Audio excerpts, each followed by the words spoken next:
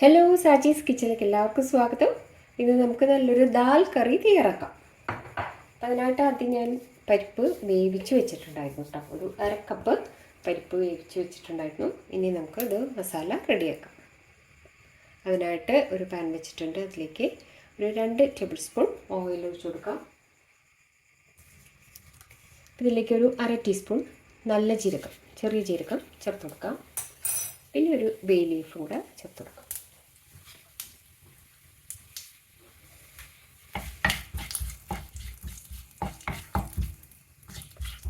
ജീരകം മൂത്ത് ഒരു നല്ല സ്മെല്ലൊക്കെ വരുമ്പോൾ അതിലേക്ക് 1/2 ഇഞ്ച് കഷ്ണം ഇഞ്ചി കൊത്തിരിഞ്ഞത്,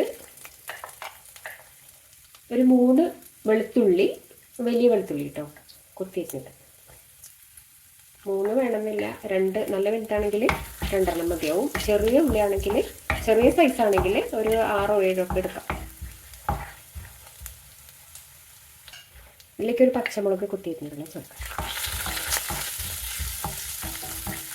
വെളുത്തുള്ളി ഇഞ്ചിയൊക്കെ ഒന്ന് അതിൻ്റെ പച്ചമുളകൊക്കെ ഒന്ന് മാറിക്കഴിയുമ്പോൾ ഒരു മീഡിയം സവാളയുടെ പകുതി അരിഞ്ഞത് ചേർത്ത് കൊടുക്കാം.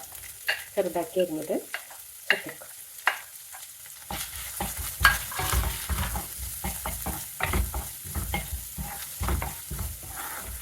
ഇതിലേക്കൊരു വറ്റൽമുളക് കൂടെ ചേർത്ത് കൊടുക്കുന്നത് കേട്ടോ.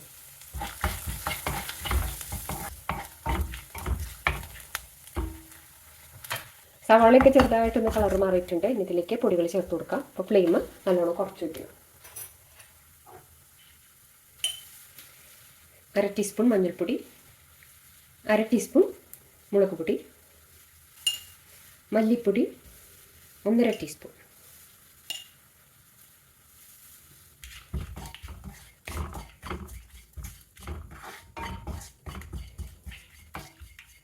അപ്പോൾ ചെറിയ ഫ്ലെയിമിൽ ഇതൊന്ന് മൂത്ത് കിട്ടണം പൊടികളൊക്കെ.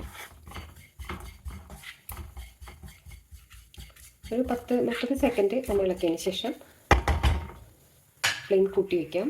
ഇതിലേക്ക് അല്പം വെള്ളം ഒഴിച്ചു കൊടുക്കാം.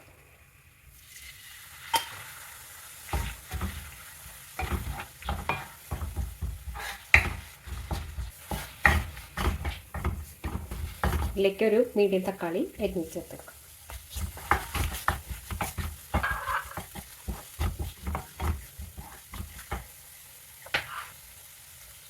അല്പം വെള്ളം ചേർത്ത് മൂടി വയ്ക്കാം.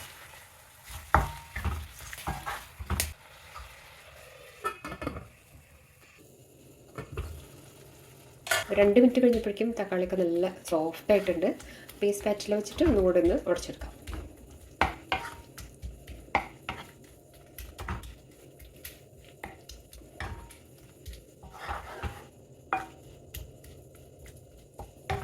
ഫ്ലെയിം ഒന്ന് കൂട്ടി കൊടുക്കാം. ഇതിലേക്ക് ഒരു 1/2 ടീസ്പൂൺ കസൂരി മെത്തി ചേർത്ത് കൊടുക്കാം. 1/2 to 1/4 ടീസ്പൂൺ വരെ ചേർക്കാം.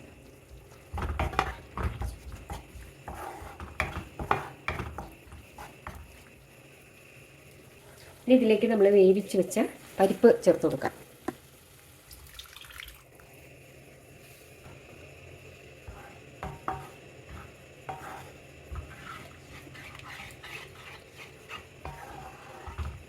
ഉപ്പ് ചേർത്തിട്ടില്ല.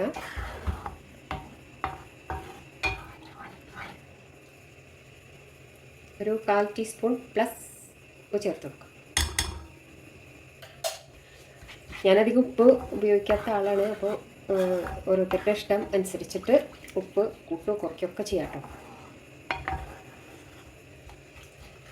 എപ്പോഴും നമ്മളൊരു കുറച്ച് തുടക്കക്കാർ പ്രത്യേകിച്ച് ഉപ്പൊക്കെ ആദ്യം കുറച്ചിടുന്നതായിരിക്കും നല്ലത്. പിന്നീട് നമുക്ക് ആവശ്യമുണ്ടെങ്കിൽ ചേർത്ത് കൊടുക്കാം. ഇതൊന്ന് തിളച്ചോട്ടെ, ഒന്ന് മൂടി വയ്ക്കാം.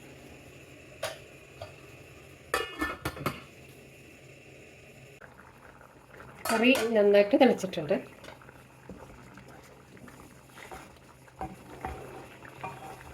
ഇതിലേക്ക് 1 ടീസ്പൂൺ ലെമൺ ജ്യൂസ് കൂടെ ചേർത്ത് കൊടുക്കാം.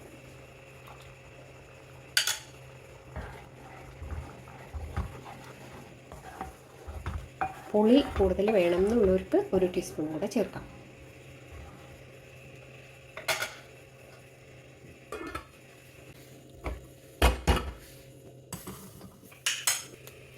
ഇതിലേക്കൊരു 1/2 ടീസ്പൂൺ നെയ്യാണ് ചേർക്കുന്നത്.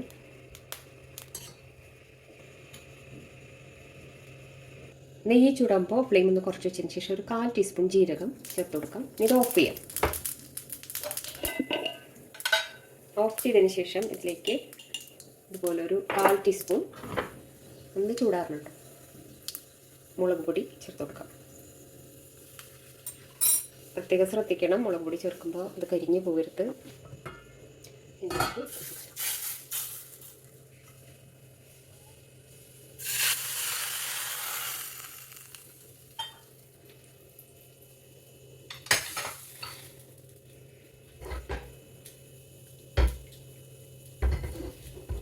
നല്ല ദാൽ കറി റെഡി ആയിട്ടുണ്ട്.